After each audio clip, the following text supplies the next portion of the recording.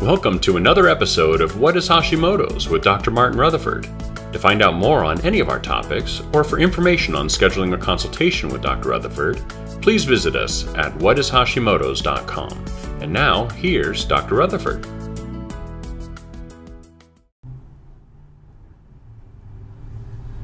So the question is, why does Hashimoto's cause fatigue?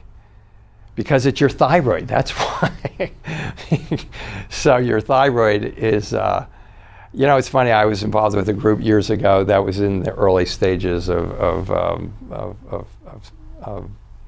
trying to figure out fibromyalgia and chronic fatigue. And my mentor is, if you've watched many of my videos, is Dr. Datis Kharrazian, and he's the guy who figured out that most of these chronic fatigue patients probably had a thyroid problem, but he was the one who took it the extra step and said, I think it's autoimmune thyroid disease. And he was met with much skepticism, and I was one of them. But in retrospect, it's like, duh, it's your thyroid. It controls your energy. It's like if your thyroid's goes hypothyroid and it's not doing its job, you're going to be fatigued. And it seemed so obvious once the brain started to process that. I mean, the basics of it is pretty simple. Your cells have these organs in them. Little organelles, inside of the cells, and they're called mitochondria. I'm sure a lot of you have heard of them. Some of you probably even take mitochondrial support and CoQ10 and all this type of stuff. But that's where the energy is made, in those little energy factories in your cell. And it's pretty basic. They need proper oxygen. They need proper blood sugar. They need a lack of inflammation, a lack of oxidative stress. In other words, they need oxidative stress kind of grinds down your cells and like it kind of rusts them out. Inflammation disturbs all function in a cell. It needs all of those things. And it needs proper T3. T3 is the end product of the thyroid hormone factory in your thyroid, which makes this thyroid hormone called T4, and then that's broken down into T3, and that's the active form. And when that hooks in to that cell, and then it goes in your cell and it gets into those little mitochondria, and this is where, for those of you chemistry geeks, this is where the Krebs acid cycle, citric acid cycle, is also part of this, where people are taking CoQ10 and all that stuff. You're going to get energy. You're going to get energy.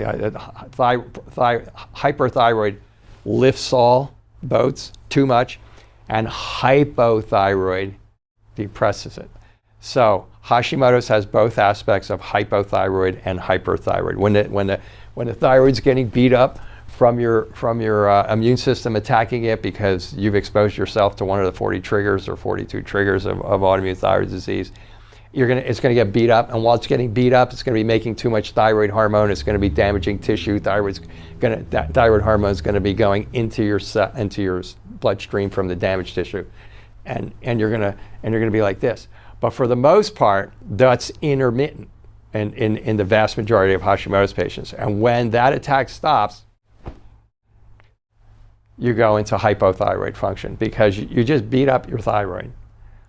And you're continually attacking your thyroid on a low level with inflammatory responses on a subtle level and so on and so forth. So the thyroid goes into low function.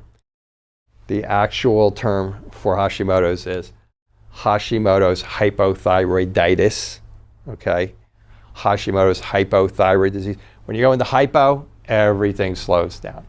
You can get low blood pressure, you can get cold hands and feet, you can get your heartbeat might start slowing down, but your cells start slowing down in making energy, and so a cardinal sign of Hashimoto's, one of the most cardinal signs is fatigue.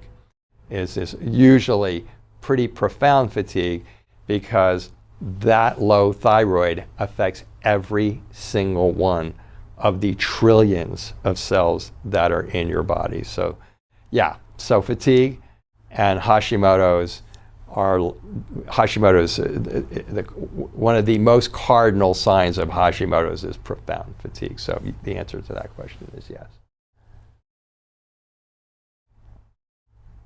Thank you for joining us for another episode of What is Hashimoto's? To find out more on any of our topics, or for information on scheduling a consultation with Dr. Rutherford, please visit us at whatishashimotos.com.